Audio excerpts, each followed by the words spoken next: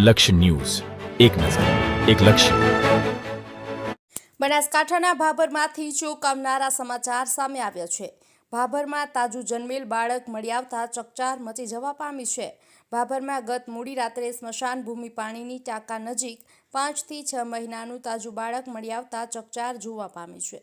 સ્મશાન ભૂમિ પાણીના ટાંકા નજીક પસાર થતા લોકોની નજર આ બાળક પર પડતા 108ને જાણ કરતા 108ની ટીમ ઘટના સ્થળે દોડી આવી હતી. આ બાબતે ભાભર પોલીસને જાણ કરાતા ભાભર પોલીસ ઘટના સ્થળે દોડી આવી છે. મોડી રાત્રે બાળક મળી આવ્યાના સમાચાર વાયુવેગે પ્રસરી જતા લોકોના ટોળે મોટી સંખ્યામાં દોડી આવ્યા હતા. કોઈએ પોતાનું બાળકનું પાપ છુપાવવા માટે બાળકને ત્યજી દીધું હોવાની ચર્ચાઓ લોકમુખે ચર્ચાઈ રહી છે.